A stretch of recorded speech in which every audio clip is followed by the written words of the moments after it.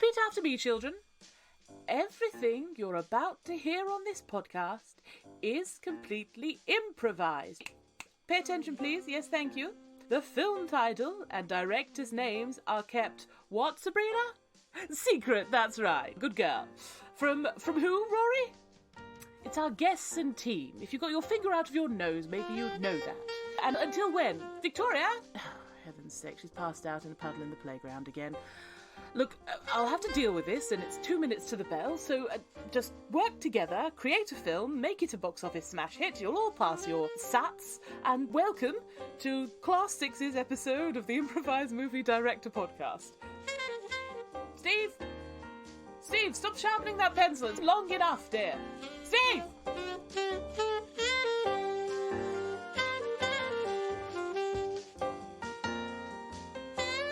Ridley Scott says, filmmaking is a team effort, but at the end of the day, there's got to be a captain. I tried explaining those principles to my first husband.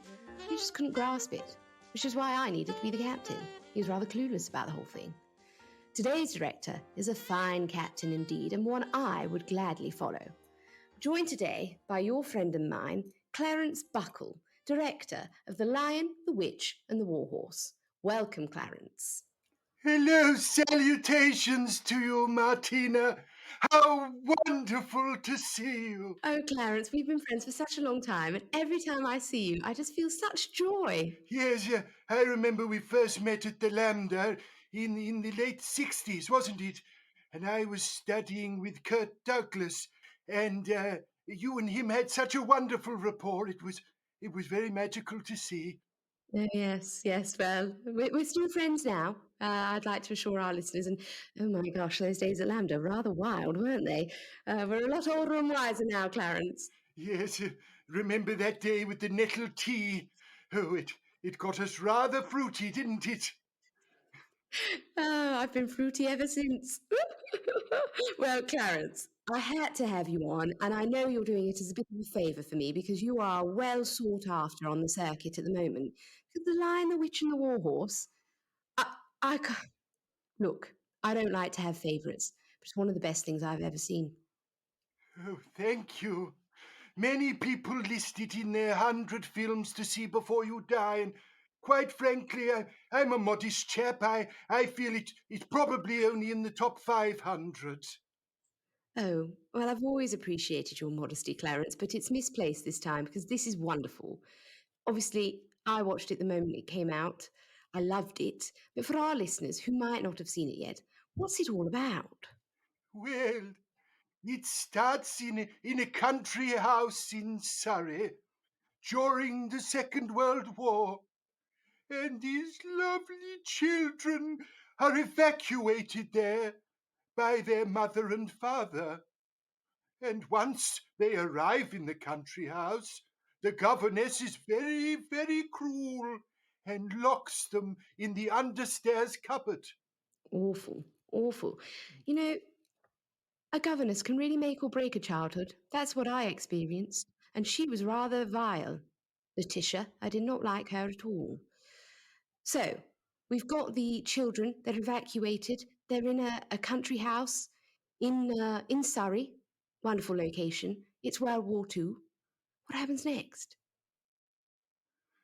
Well, they decide to play with whatever they have to their disposal, which is a small dead mouse, a brick, a ball of yarn, and an old sausage which has rolled off the service tray. Well, with a little imagination and a spattering of magic, these things come to life. Wonderful. And actually, that opening sequence, I felt the magic there. Beautiful underscoring. I really felt the mise en scène. We see these objects, and at first we think, gosh, what are they going to do with an old sausage and some yarn? And then something rather magical happens. Let's cut to that opening sequence now where we see the children bring a whole new world to life. Oscar, I want to play with a sausage now. You've been playing with it for ages. No, Jemima, look, just take the yarn. You had the brick first. I want the sausage. Well, I want to play with it. I don't want to share. Let go. You let go. Oscar, what's happening? What's that light? Golly gosh, Oscar, that sausage has got a mouth on it. Sorry about that. Who dares wake the sausage from his slumber? Sorry, mister, it's not really my fault. Really, it's my younger brother Oscar, because I was playing with you first, and then Oscar kept pulling you, and mainly it's his fault. I'm usually really, please don't eat us. Hush, little child. Pass my brick. I must begin the ceremony. Oh, it's your brick. Okay, mister. Here you go. Now I have everything I need to turn this war into an apocalypse. I couldn't possibly think the war could get any worse. We had to move all the way from London to this horrible place in Surrey. There are no theatre shows, there's hardly any children to play with, and we're surrounded by the working class. It couldn't get worse than this, surely. Oh, but now, minion, you must fetch me the governess. Except I want her as dead as this mouse.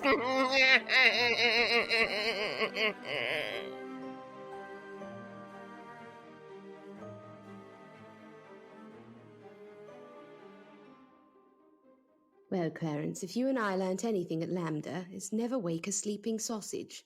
And I can see here that's been rather catastrophic. Yes, indeed.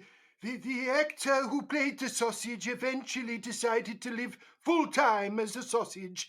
His method acting was so intense that he identified as a sausage for 50 more films and was indeed the first sausage to be Oscar nominated. My goodness, you've always been groundbreaking, Clarence. Really, really remarkable. I found that opening quite frightening. The idea that World War II was going to turn into an apocalypse. Tell me, was there something deeply troubled in your psyche at the time? Well, yes. Mother decided not to let me have an extra Yorkshire pudding when I visited her for Sunday dinner that weekend. And I think I projected some of it into the screenplay and, of course, the direction which I took with Oscar, Jemima, and the demonic sausage. My goodness. I felt that, and I felt a little bit of anger and a little bit of fear, and I can see why that situation with your mother and the Yorkshire pudding would bring that about. Difficult times, Clarence. Yes, difficult times. Of course, after that, Mother and I rectified things, and I do admit that the character of the governess was partly based on her. I did wonder. I've met your mother many times, and she did remind me of her, actually. We see the scene now where Oscar and Jemima are caught in an ethical dilemma. Their mother and father working hard in the war effort. What on earth would they think about Oscar and Jemima killing a governess for a demonic sausage? Each of them takes very opposing views, though. Was this a touch of your own moral battle in life? I felt the tussle between good and bad. Yes, indeed. Everyone battles with these two parts of their psyche, the naughty side and the good angelic side, which, of course, we all have, even if some of us decide to be more angelic than others. Martina, you are very angelic. You absolute cad. I've seen both sides of you and enjoyed them greatly. Thank you. Well, this particular scene was based on one from my childhood where my brother and I would have these very long games of chess. But really, we were, philosophizing over life and our opposing views about the meaning of it. Oh, Clarence, every time I meet you, I learn something new. Delightful. Let's cut to the scene of Jemima and Oscar playing a game of chess and having one of life's big philosophical questions. Here we go. Your move, Oscar. Jemima, you bore me. You're so predictable. I'm going to move this knight to your bishop. And in doing so, night will fall over your religious pontificating, your sense of goodness, of rightness, the governess. She's nothing but another square on B7 to be crushed. Listen, Oscar, I feel like you're talking about more than just this game, and I feel like this fresh lemonade has made you bitter. We may be young, and the governess, Letitia, well, she may be very, very old. She must be even over the age of 25, but we can all be on this world together. That sausage, that silly sausage, can't force us to do something that is so ungodly and so unchristian. Jemima, there has always been death, and there always will be. You see those pawns lined up at the side? They have been sacrificed for the greater good. And sometimes in doing something good, you might have to do something bad. Listen, Oscar, you've only been alive for 7 years. You don't truly know about sacrifice. And maybe at the beginning of each game, you may feel like you have to sacrifice so much. You put your pawns just in front of all of my pieces and you just throw them to the wall, so to say. But in the end, even though I don't take as many risks, I always win, Oscar. So maybe there doesn't have to be so many risks. Maybe there don't have to be so many sacrifices. We're living in a world war. Well, the world as we know it, the countries that are important anyway. So we can't make it any worse. And if we lose ourselves, what would happen? I will not be barbaric. I will not stop ironing my panties. I will not stop putting ribbons in my hair. I will not stop making my bed. And I won't kill either. Oh, Jemima. You see, you may think that you always win, but what happens if I flip the table? Oscar! You see, sometimes the rules won't save you, Jemima. Now all the pieces are scattered, and the game is over. Do you hear me? The game is over.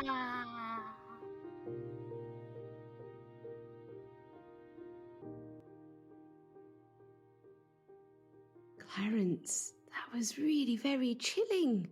I didn't know you had it in you, old friend. Yes, sometimes when one adopts the persona of calmness, one can evoke the fury and anger of wild beasts in one's art. See that? See that? That was really rather profound. That idea of sacrifice and risk, peace, harmony, and anarchy. So much to unpick there. Really deep exploration of the human psyche. I did wonder, were you trying to give us a message there, Clarence? Yes, the message being that he who shouts loudest shouts last. A common trait in all of my husbands, actually. Must see someone about that. Clarence, what happens next I really enjoyed because we see Jemima, who's very brave for a 9-year-old, I thought. She tells Letitia what's going on. Not easy. Meanwhile, Oscar's cozying up with that sausage. And the two siblings who were previously on one side are now in very different paths. Let's cut to the scene where Jemima plucks up the courage to tell Letitia just what's been going on.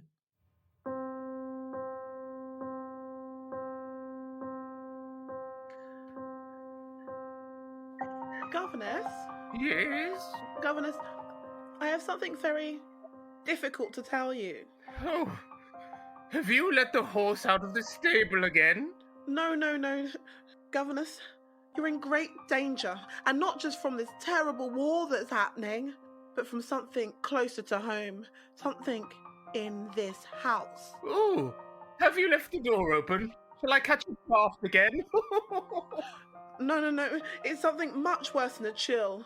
Governess, I feel like your life may be in danger. Oh, child. Someone and something in this house wants you gone. But I refuse to do that. I refuse. Thou shalt not kill, and thou shalt not. Gone? Why would I go? I have a job to do. I must protect the lives of my little angels. You cherubs, you. Now, where is Oscar? Because he has asked me to come down to the cellar just to help him with his homework. Strange place to do it. He's changed. The world has made Oscar cruel. He used to be an annoying little brother, but now I feel like he may be a murderer, a killer. Oh, then we must do something at once. But listen to this last bit of information. It's not just Oscar. It's also, and don't think me be mad, a demonic sausage. And I'm not meaning that the sausage might give you an upset tummy. I mean, this sausage is sentient. It's a sentient, silly sausage. Oh, was it about 2.5 inches high and slightly wrinkled with a cut on the left side? What? Why, yes. I know that sausage. That sausage is my brother. Oh, golly gosh, siblings can be awfully difficult. Jemima, you and I, you, all of the goodness left in the world, the hope for the future, and I, the governess. Yes, aged and wisdom and wise, but I'm afraid I must tell you something. I must sacrifice myself for you, Jemima. No, it can't be. Even though you are so old, almost over 25, you can't sacrifice yourself. I'm afraid this can only end one way. We were born in utero together, but now only one of us can survive. Only one. Only one.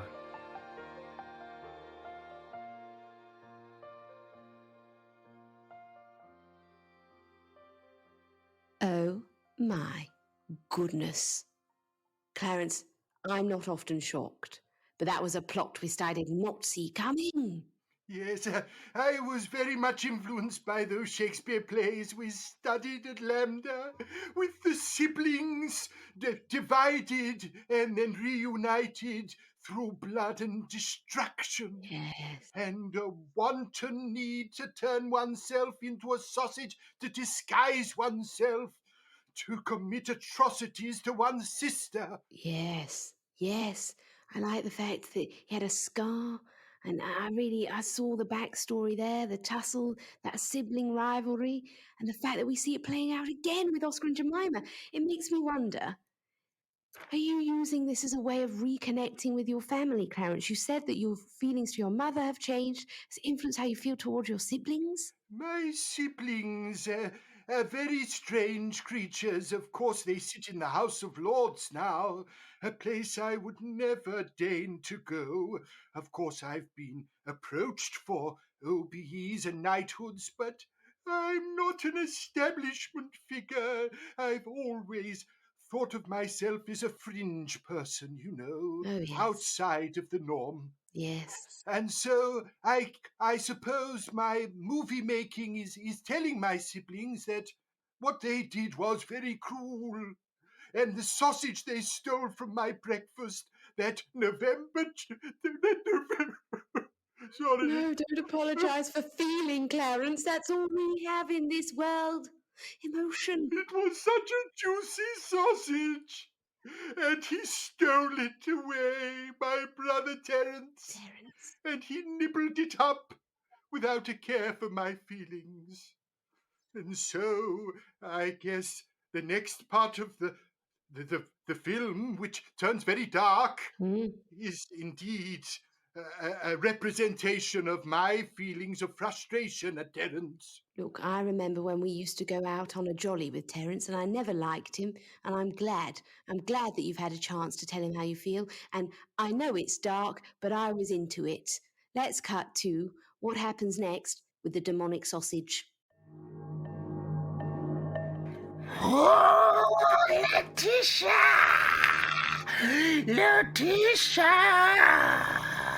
Fate has brought us back! You leave my governess alone. Whatever happened between you is history, just like you will be soon, you silly sausage. Oh, you cannot have a future without a present. And Jemima, you are very much about to be consigned to the past. No, it's not going to happen. I was terribly afraid when we got pulled out here to the countryside of Surrey that we'd never get to see Mama and Papa again. And that's not going to happen. Not over my alive body. Look inside my scar. What do you see inside? It's Mama and Papa. They're happy and they're laughing and they're with other children. Those children aren't us. Mama, Papa, you haven't forgotten about us, have you? You haven't forgotten about us. We're just here in Surrey. We're coming back to London soon.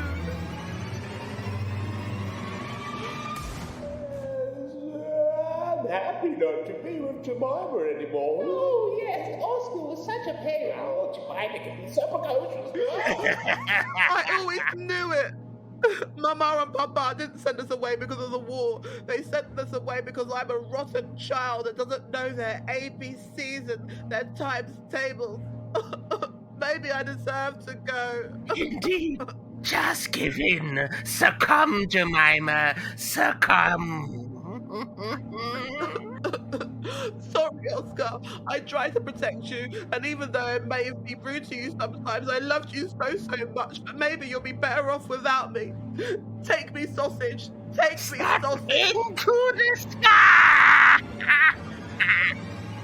Mama, Papa, please.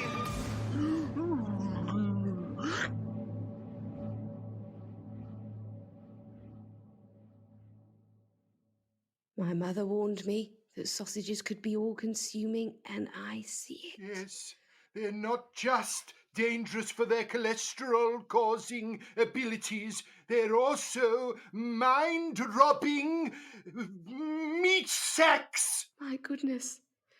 Look, Clarence, you've really pushed the boundaries with this film. Jemima's inside the sausage.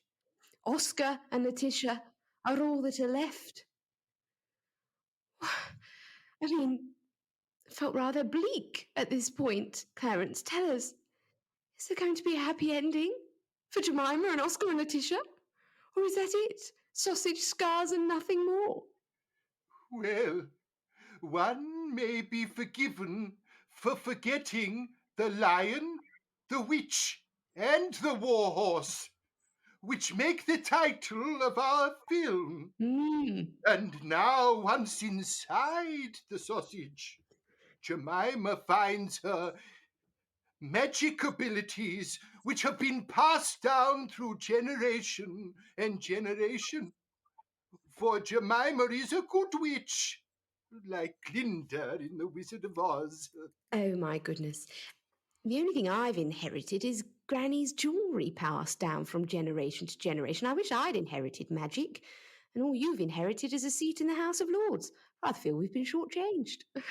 So we see Jemima take on her magical abilities, and she really comes into her own. The sequence when she finds out just what she can do, I think, is one of the most exciting pieces of cinema I have ever seen. Here's Jemima inside the sausage, working out that she's a witch.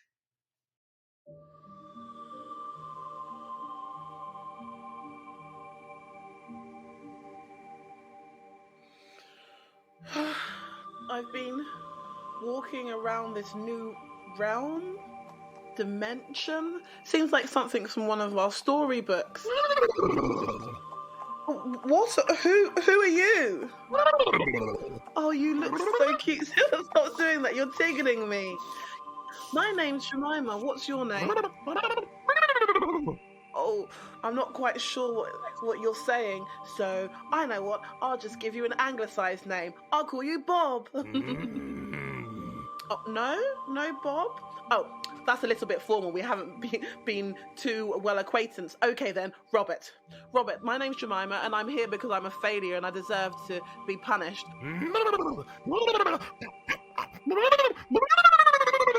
Where are you taking me, Robert? Where are you? Wow. Look at the walls of this.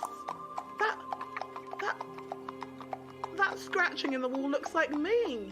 It looks like me, but I look powerful. I look awesome. I look kind of like a lion. And then that's me there, and I look kind of like a witch. Oh, and that's a wardrobe that Letitia trapped us in. Oh, and there's my brother, and we're together and we're happy.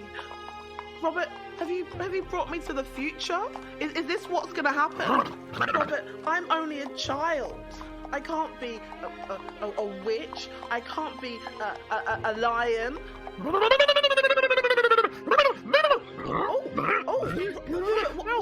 What are you throwing up out of your mouth? Oh no, that went straight into my gob.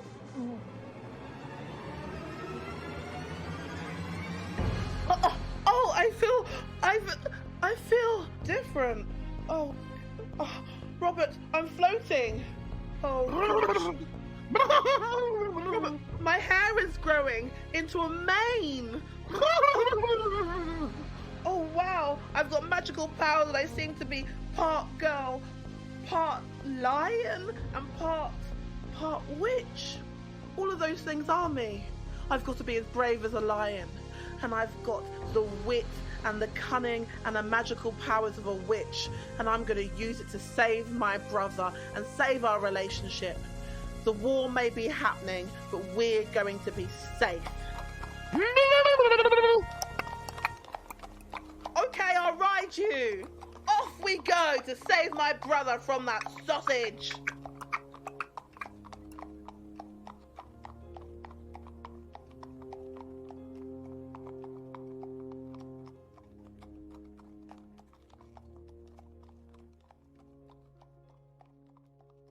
I'm not really one for metaphor, but you know what?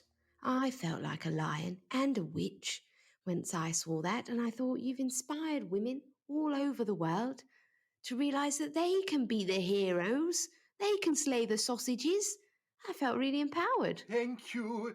I was lauded by many feminists at the time for being very progressive for this movie, and it has reached the top 50 movies you must see, feminist movies you must see before you die. But I think it should only be in the top 1,000, for I am a very modest fella. Clarence, this is one of the best feminist movies of all time, and I'll tell you for why.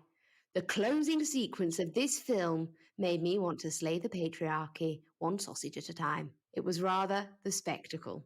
Talk us through, how does Jemima save her brother? Well, using a mix of stop-motion animation and some green screen technology very early for the time in the late 60s when we made this, Jemima suddenly breaks through, like she's breaking through the fourth wall of the cinema screen. People say it was almost three-dimensional, the way she breaks through, roaring, shaking one's mane, and spouting magic from all of her orifice. And the governess is terrified. Oh, yes, truly terrified and disgusted at what she can see. Yes. And I fear that if I give too much more away, it'll spoil the clip. But it really was a groundbreaking performance from both of these young actors. Yes. And, of course, the governess who went down in history for this death scene. Yes, and a reminder that feminism is not always pretty, but it's always powerful. And that's exactly what we see here. Here's the closing sequence to my friend Clarence Buckle's wonderful masterpiece, The Lion, the Witch, and the Warhorse. Here we go. Buckle in.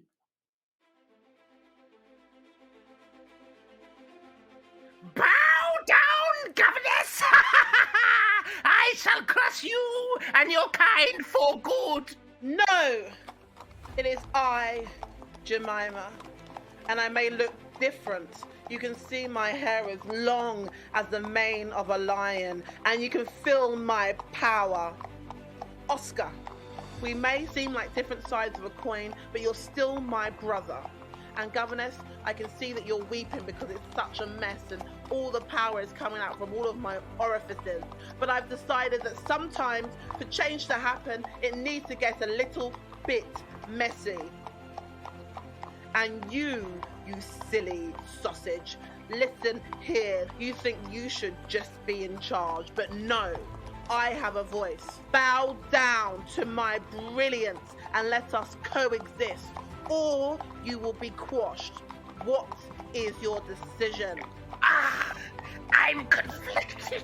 Never have I faced such opposition, but still I have a burning desire to crush you, to keep the balance of genders as they are with a slightly... Listen here. You're feeling conflicted about giving us equality? Shut your mouth. I'm just going to ingest you.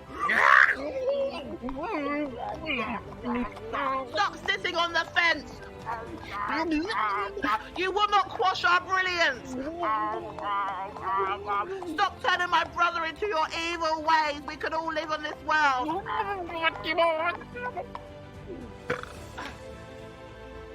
Oscar, I would very much like it if you didn't tell Mama and Papa what just happened. And, governess, I will tidy up. I promise.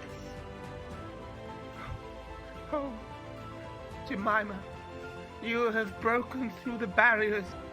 You have set an example for not just children and girls, but women. But also for men and boys. To pay attention. There's a new order. You have set a new standard. And we shall walk out as equals, if not betters. We definitely will. Now, who'd like some cucumber sandwiches? Me!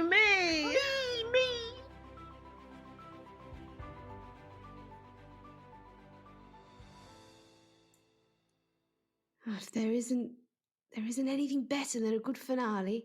It's a cucumber sandwich. Wonderful. Thank you. The British Board of Cucumbers funded the movie, so we had to slip that in at the end because, of course, it was difficult to make an avant-garde film such as this in the 60s, so we needed some extra financing. Absolutely. And I think you did it very tastefully, Clarence, as with all of your work. Look, Clarence, obviously I know that you made this a little while ago, but I have heard rumour that you've got a current project. Is that right? Yes, Martina, you are cheeky. I was hoping to keep this under wraps until I appeared with Claudia Winkleman on film 2022. However, as you've nudged me and we're such great acquaintances, my dear lady, I shall give you the exclusive scoop, as they say. Yes, Claudia Winkleman, please, Clarence, this is you and I. We go way, way, way back. Give us the exclusive. What is the new film called? Well, I once said I would never make a sequel, but this is indeed a sequel. It's called The Tiger, the Wizard, and the Peace Donkey. Oh, my goodness. Well, listeners, I have actually got a trailer for this. Would you mind terribly if I were to play it, Clarence? Make sure your listeners are aware that it is a real thrill ride, and they must be sat down and have an empty bladder when they listen. Oh, wonderful. Well, listeners, take a moment, take a beat, press pause, come back when you're ready to see the trailer for The Tiger, the Wizard, and the Peace Donkey by my friend, Clarence Buckle. Here we go.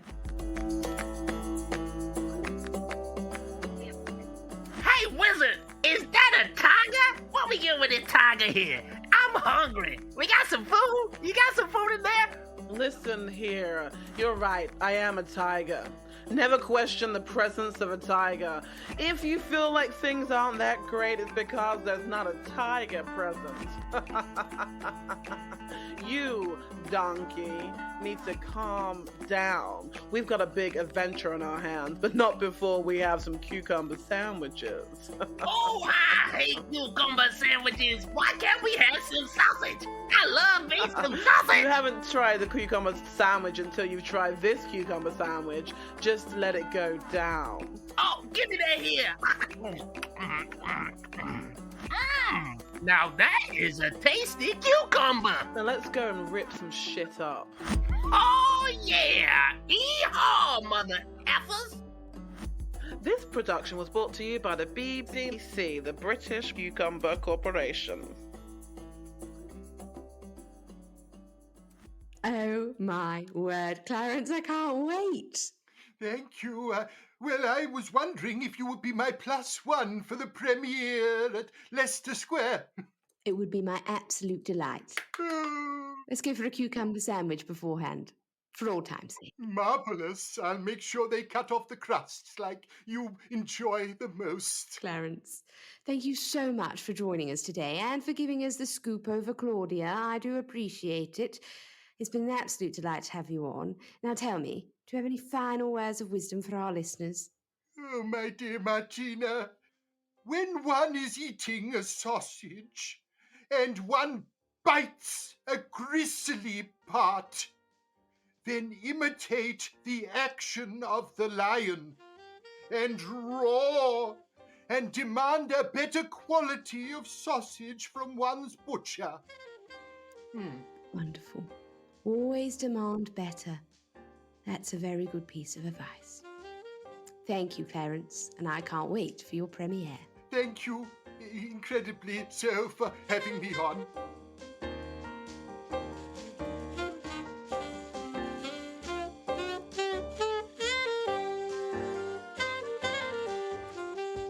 The Improvised Movie Director podcast featured Sabrina Luisi as Martina Minnow, with resident improvisers Adam Courting and Monica Gaga, with special thanks to today's guest, James Witt. IMDp is produced and edited by Steve Tanner. Theme music by Matt Brown and Johnny Griffiths. Episode artwork by Marty Sears. Follow us at Improv Movie Pod for updates on future episodes and live shows. Improvised Movie Director Podcast is a 4 Foot 1 Films production.